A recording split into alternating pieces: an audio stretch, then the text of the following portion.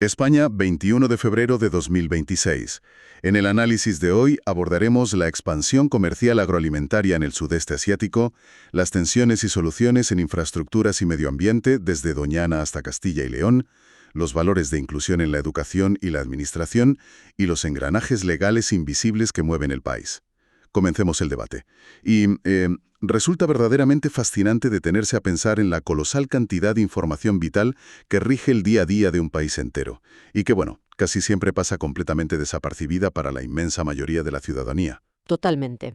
Imaginemos por un momento la calle de cualquier ciudad. Vemos coches, comercios, personas yendo a trabajar o estudiar, pero lo que no vemos es esa inmensa arquitectura de decisiones y normas que sostiene absolutamente todo ese escenario. Y el detalle que mucha gente pasa por alto aquí es que no estamos hablando de simple burocracia abstracta.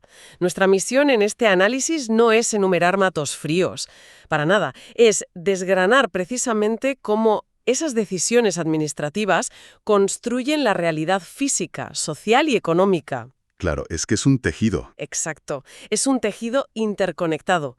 Cada nombramiento, cada rectificación legal, cada proyecto de infraestructura actúa como una puntada en un tapiz enorme. Si tiras de un hilo, digamos, de la alta diplomacia internacional, pues acabas viendo cómo afecta a la balanza comercial de los agricultores locales. Pues vamos a empezar tirando de ese mismo hilo, el del tablero internacional y la diplomacia comercial, porque hay datos que, me han dejado bastante sorprendido. A ver, cuéntame. He estado revisando el panorama de la presencia exterior y hay un enfoque masivo hacia Indonesia. Estamos hablando de un país con más de 280 millones de habitantes y resulta que es el mayor socio comercial agroalimentario de España en todo el sudeste asiático. Lo fascinante de este punto es que la estrategia no se limita a Indonesia como mercado final. ¿Ah, no? No, ¿qué va? La clave geopolítica reside en que en Yakarta se encuentra el secretariado de la Asociación de Naciones del Sudeste Asiático, la conocida como ASEAN. Esto funciona como un centro neurálgico, un puente directo para relacionarse con otros gigantes económicos de la región. Como Filipinas o Singapur, ¿no? Justo. Filipinas, la República de Singapur, Tailandia, Vietnam. Tener una presencia institucional fuerte allí, mediante una agregaduría o consejería, permite algo fundamental, que es influir en las reglas del juego. Espera un momento. ¿Influir de qué manera? Porque uno pensaría que el trabajo de un agregado comercial es simplemente organizar reuniones para vender aceite de oliva o vino y ya está. Va mucho más allá de eso, de verdad. Se trata de participar en las regulaciones regionales antes de que se aprueben. Hablamos de decisiones críticas sobre medidas de sanidad animal, sanidad vegetal y estándares de pesca. O sea, estar donde se hace la ley. Participar en la ASEAN significa tener voz y voto en la normativa. Es una labor diplomática preventiva. Si no estás en esa mesa, te pueden imponer un estándar fitosanitario de la noche a la mañana que convierta las exportaciones agroalimentarias nacionales en algo inviable. Inviable por culpa de barreras burocráticas insalvables, claro. Vale, entiendo la magnitud de esa estrategia. Suena espectacular sobre el papel, pero aquí es donde la cosa choca de frente con una realidad humana mucho más mundana. Ya sé por dónde vas. Es un detalle que llama muchísimo la atención. Existen lo que se denominan puestos de difícil cobertura en el exterior. Resulta que tenemos estas regiones que son absolutamente vitales, estratégicas para el comercio de todo un país, pero a veces... Nadie quiere ir. Exacto. Nadie quiere ir a trabajar allí. Es tremendo. Es un baño de pragmatismo tremendo para la administración. La maquinaria del Estado requiere de personas dispuestas a trasladar su vida entera a miles de kilómetros de distancia. ¿Y qué ocurre cuando pasan 3 meses desde que se convoca un puesto y no se reciben solicitudes que cumplan todos los requisitos? Pues supongo que entran en pánico. Bueno, el sistema no puede permitirse dejar esa silla vacía en Yakarta, así que las normas prevén una válvula de escape. Se exhibidizan las reglas, se lanza una nueva convocatoria donde las exigencias previas se relajan y además el periodo mínimo de permanencia en el puesto se reduce a solo 2 años, en lugar de plazos más largos. Es casi como decir, por favor, que alguien vaya, aunque sea menos tiempo del ideal. Tal cual. Es curioso cómo la gran geopolítica depende, al final del día, de que un funcionario decida si le apetece o no mudarse a otro continente. Es que sin esa persona allí, toda esa influencia regional de la que hablábamos se desvanece por completo. Y fíjate, si pasamos de la escala internacional a algo muy tangible dentro del propio territorio, vemos que la administración también tiene que gestionar equilibrios muy complejos en el terreno de las infraestructuras y la transición energética. Sí, por ejemplo, hay un despliegue tecnológico muy importante proyectado en Málaga, el proyecto conocido como Delfinus en la subestación de Cerrillo. He visto que es una planta de almacenamiento energético, pero, a ver, confieso que me pierdo un poco con la jerga técnica. Es normal, es muy específico. Hablan de una potencia instalada de 18 megavatios y una energía de almacenamiento de 36 megavatios hora, distribuidos en 22 inmensos contenedores. ¿Qué significa esto exactamente a nivel práctico para la red eléctrica? Para que nuestra audiencia lo visualice, imaginemos una especie de embalse gigantesco, pero en lugar de almacenar agua, almacena electricidad. Esos 22 contenedores están llenos de baterías electroquímicas de litio ferrofosfato, o LFP por sus siglas. LFP, vale. Estas baterías son especialmente valoradas porque son muy estables y seguras frente al sobrecalentamiento. Y el otro elemento clave son los inversores bidireccionales. Vale. Traducción de inversores bidireccionales para quienes no somos ingenieros eléctricos, por favor. A ver, un inversor normal convierte la corriente continua de las baterías en corriente alterna, que es la que usamos en nuestras casas. Al ser bidireccional, hace las dos cosas. Entra y sale. Justo. Puede tomar energía de la red pública cuando hay exceso de producción, por ejemplo en un día de mucho sol o viento, y guardarla en las baterías en forma de corriente continua. Y luego en las horas punta nocturnas, hace el proceso inverso, devolviendo esa energía a la red. Claro, el sistema de Málaga tiene capacidad para almacenar energía durante 2 horas a máxima potencia y volcarla cuando el sistema eléctrico esté bajo estrés. Es el tipo de tecnología que sostiene la transición hacia las energías renovables. Y colocar 22 contenedores industriales no se hace en el vacío.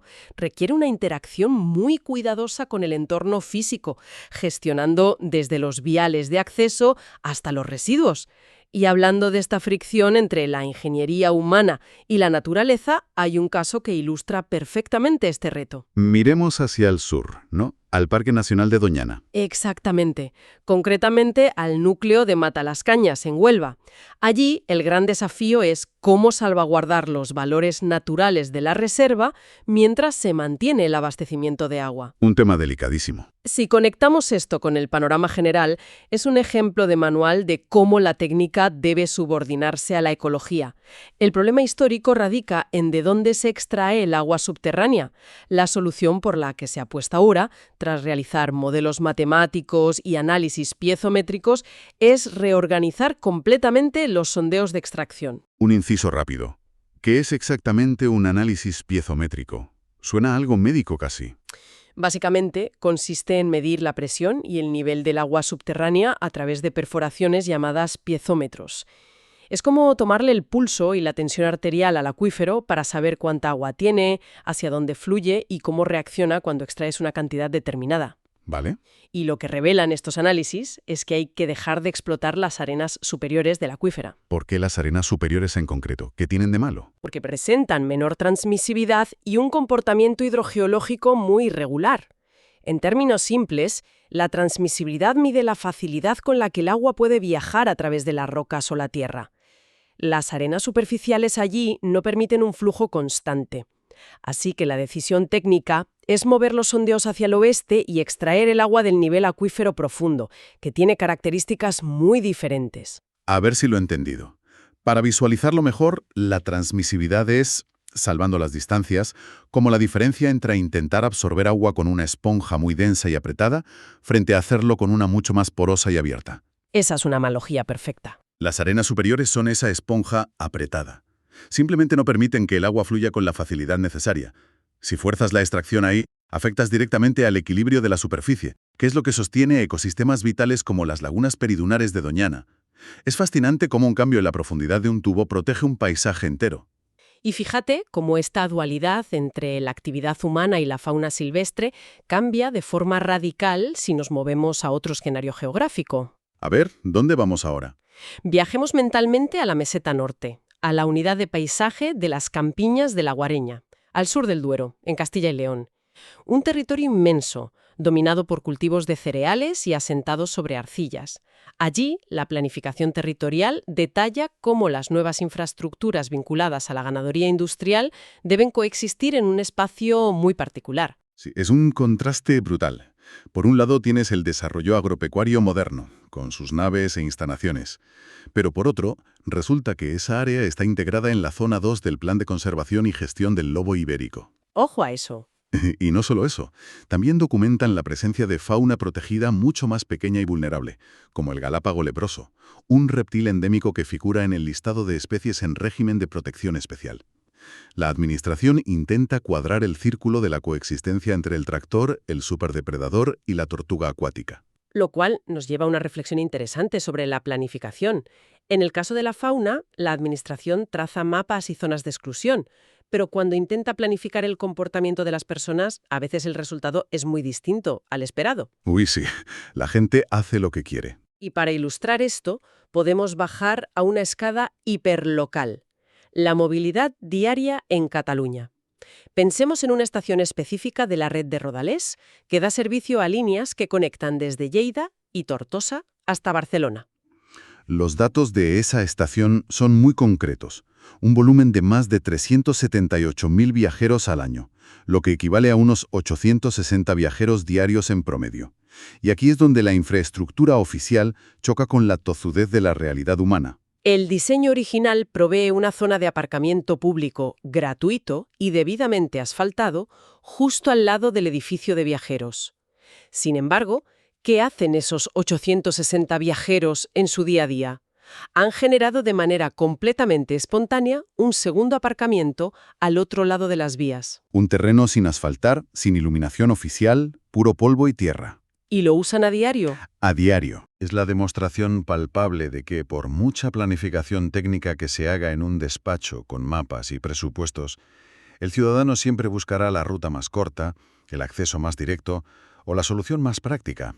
Y al final la Administración no tiene más remedio que tomar nota de esa realidad física que ha nacido al margen del papel e integrarla en sus futuros planes de adecuación. Es un tira y afloja constante. Las normativas intentan guiar el comportamiento, pero la sociedad también moldea la aplicación de esas normas. Y esto conecta perfectamente con nuestro siguiente bloque temático: cómo las instituciones intentan no solo construir infraestructuras físicas, sino también fomentar determinados valores sociales y de inclusión. Ahí quería yo llegar. Porque a nivel macro observamos un impulso institucional muy firme por potenciar el pensamiento crítico y la educación contra el discurso del odio. Eso es fundamental hoy en día. Todo esto no surge de la nada, sino que se enmarca formalmente dentro de los grandes acuerdos globales, como la Agenda 2030 para el Desarrollo Sostenible de la ONU, adoptada a finales de 2015. Las directrices, alineadas con la UNESCO sobre ciudadanía mundial, establecen el compromiso de educar en el respeto mutuo, la empatía y la comprensión profunda de las causas que provocan la desigualdad mundial. Pero el verdadero reto analítico no es leer una declaración de intenciones de las Naciones Unidas. El reto es ver cómo esos grandes principios de equidad aterrizan en el barro de la normativa diaria y local. Y un ejemplo brillante de esto lo encontramos en la Universidad de Valladolid. ¿Y en la universidad? Sí, concretamente en sus normas para las oposiciones de acceso a la función pública. ¿Y cómo aplican exactamente esos principios en unas oposiciones? Porque los procesos selectivos suelen ser implacables con los tiempos y las formas. O vas ese día o estás fuera. Precisamente por eso resulta tan relevante. Tienen una norma específica de discriminación positiva sumamente pragmática. Establece que si un aspirante a funcionaria se encuentra en una situación de embarazo de riesgo o coincidencia con el parto que le impide completar el proceso selectivo, su situación queda condicionada. O sea, ¿no la echan? No queda expulsada del proceso, ni pierde sus derechos. Entiendo. Se le permite aplazar la realización de las pruebas físicas o teóricas. Pero imagino que eso genera un conflicto de intereses con los demás candidatos que están esperando conocer sus notas y conseguir su plaza, ¿no? Ahí radica el equilibrio jurídico. La norma detalla que se le aplazan los ejercicios para proteger sus derechos y su salud. Pero este aplazamiento no puede ser indefinido. Las pruebas pendientes tienen que realizarse antes de que se publique la lista final de aprobados. Claro, tiene sentido. Así no se menoscaba el derecho del resto de aspirantes a que el proceso selectivo se resuelva en tiempos razonables. Es un mecanismo de equidad legal muy afinado frente a una contingencia biológica. Y esa misma necesidad de alineación ética la vemos en terrenos que a priori parecen puramente comerciales. Por ejemplo, el Instituto Español de Comercio Exterior, cuyas actividades cuentan con cofinanciación del FEDER, el Fondo Europeo de Desarrollo Regional. El instituto asume un compromiso formal con los 10 principios del Pacto Mundial de las Naciones Unidas. Y eso no es un mero sello decorativo. Implica que sus acciones de apoyo a la internacionalización de las empresas deben estar estrictamente alineadas con el respeto a los derechos humanos, el cumplimiento de normas laborales dignas, la protección rigurosa del medio ambiente y la lucha contra la corrupción. Son palabras mayores. Es un mandato institucional que envía un mensaje claro. No se trata únicamente de maximizar el volumen de exportaciones, sino de vigilar escrupulosamente los principios éticos durante todo el proceso. Vale, hemos hablado de infraestructuras, de valores, de comercio exterior. Pero si queremos entender cómo se prepara un país para sostener todo esto en el futuro, tenemos que hablar de la maquinaria académica. Al repasar los múltiples nombramientos recientes de catedráticos y profesores titulares, se dibuja un mapa clarísimo de las prioridades y la especialización intelectual del país. Es una radiografía perfecta del tejido investigador. Por un lado vemos la consolidación de las humanidades, que son fundamentales para ese pensamiento crítico del que hablábamos. Encontramos cátedras en filosofía ocupadas por figuras como Francisco Paula Rodríguez Valls, en Historia e Instituciones Económicas con Alicia Gil Lázaro o en Estudios Árabes e Islámicos con Eva La Piedra. Pero, al mismo tiempo, hay un avance contundente en ciencias y disciplinas muy aplicadas a los retos actuales, ¿verdad? La ingeniería química, la comunicación audiovisual con perfiles como José Ignacio Candón Mena o las ciencias de la actividad física y del deporte. Cada uno de estos nombramientos representa literalmente una inversión de décadas de fondos públicos y esfuerzo personal en una rama específica del saber. Y para hacer zoom y ver cómo se estructura ese conocimiento de forma práctica para los estudiantes, resulta muy revelador observar el plan de estudios de un máster universitario en ingeniería informática. No enseñan conceptos en el aire. Enseñan el esqueleto formativo que va a blindar las infraestructuras críticas del mañana, como la planta de baterías de Málaga de la que hablábamos. El nivel de especialización de estos másteres es altísimo. Hablamos de asignaturas obligatorias como Ingeniería del Conocimiento, Auditoría y Gestión de la Seguridad o Computación Distribuida y de altas prestaciones. Y cada una de estas asignaturas tiene una carga de 6 créditos ECTS. Un pequeño apunte ahí, porque siempre oímos hablar de los famosos créditos STS. ¿Pero qué significan realmente en términos de esfuerzo humano? ECTS son las siglas del Sistema Europeo de Transferencia y Acumulación de Créditos. Es el estándar europeo. Un solo crédito ECTS no mide solo las horas de clase presencial del alumno, sino que estima el volumen total de trabajo. Todo lo que hay detrás, vamos. Eso es. Suele equivaler a entre 25 y 30 horas de esfuerzo real, incluyendo clases teóricas, prácticas, seminarios, trabajos y horas de estudio en casa. Así que una asignatura de 6 créditos, ECTS, representa unas 150 a 180 horas de dedicación intensiva por parte de quien la cursa. Es decir, cientos de horas para dominar algo tan vital hoy en día como la seguridad en redes o la seguridad y administración de sistemas operativos. Son los profesionales que construyen las murallas digitales del país. Y hablando de blindaje y protección, creo que es el momento perfecto para entrar en nuestro último bloque, la precisión quirúrgica de las garantías legales y los microdetalles. Este es posiblemente el ámbito donde la maquinaria del Estado se vuelve más puntillosa y con razón. Pensemos por un instante en el sector agrícola. A través de los documentos oficiales se hace público el registro y la protección de una variedad vegetal concreta denominada Terra Chata. El Estado otorga los derechos de esta variedad a favor de Vicente y Armando Antonio Bataller Belver. Pero el detalle que me dejó pensando no es solo la titularidad, sino el horizonte temporal que marca la ley. Esta variedad vegetal queda protegida oficialmente hasta el 31 de diciembre del año 2051. 2051. Es alucinante cómo la maquinaria legal proyecta una red de seguridad sobre la propiedad intelectual botánica a más de 25 años vista. Es la función principal del derecho civil y mercantil, proveer certezas a largo plazo. Pero claro, para que esa certeza sea efectiva, se exige una perfección gramatical y tipográfica que no admite el más mínimo fallo. Un solo dígito equivocado en un expediente puede paralizar un proceso legal entero. Esto me lleva al caso que hemos encontrado en las Islas Canarias, que parece casi de comedia de enredos jurídicos. Resulta que en el registro de la propiedad de Puerto de la Cruz se tuvo que publicar una rectificación formal debido a un simple error tipográfico en un documento notarial relacionado con la adjudicación de una herencia. Es un ejemplo pedagógico maravilloso de por qué la precisión extrema es la verdadera base de la seguridad jurídica. El documento original contenía un valle de números al citar un reglamento de la Unión Europea. El texto citaba erróneamente el reglamento número 1215-2012. Y el problema es que el reglamento 1215 es el relativo a la competencia judicial y ejecución de resoluciones en materia civil y mercantil, es decir, litigios comerciales internacionales entre empresas. Imagínate la cara del registrador de la propiedad cuando ve que alguien intenta heredar el piso de sus abuelos apelando a la normativa de conflictos corporativos internacionales. Exacto. El sistema automáticamente levanta una bandera roja y se detiene. El texto correcto, el que debía figurar, era el reglamento número 650-2012, que es el que regula de forma específica las sucesiones mortis causa y la creación del certificado sucesorio europeo. Un simple 1215 en lugar de un 650. Y hasta que no se hace una corrección pública y formal en los boletines correspondientes, el derecho de esa persona sobre la propiedad familiar queda en un limbo registral. Es la burocracia actuando como un cirujano. Si el corte no es milimétricamente exacto, la operación se suspende. A modo de síntesis, lo que emerge, tras analizar en profundidad este abanico de disposiciones, nombramientos y pequeñas correcciones de un día cualquiera, es la sobrecogedora complejidad de la sala de máquinas de un Estado moderno.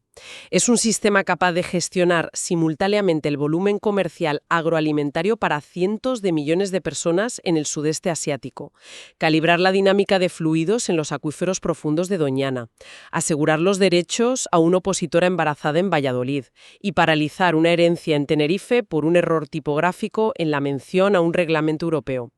Todo suena en la misma inmensa partitura. Y eso nos deja con un pensamiento final para quien nos escucha, retomando ese curioso dato que mencionamos hace un momento. Hemos visto cómo la ley protege la variedad vegetal terraéxata hasta el 31 de diciembre de 2051. Proyectar regulaciones a 25 años vista es un acto de profunda fe en la continuidad del sistema humano. Desde luego. Pero resulta interesante preguntarse, cuando llegue esa fecha, en 2051, y esa patente deba expirar o renovarse, ¿quién o qué estará redactando y revisando esos registros hiperdetallados? Viendo la velocidad actual de la tecnología, ¿seguiremos siendo los humanos quienes detectemos meticulosamente los errores tipográficos en los boletines de la propiedad? ¿O toda esta inmensa y silenciosa arquitectura legal habrá sido delegada por completo a inteligencias artificiales? Con esa reflexión, terminamos el análisis de hoy. Muchas gracias por acompañarnos en este recorrido por las entrañas del sistema. Mantengan viva esa curiosidad y sigan cuestionando el mundo que les rodea. Nos escuchamos en la próxima ocasión.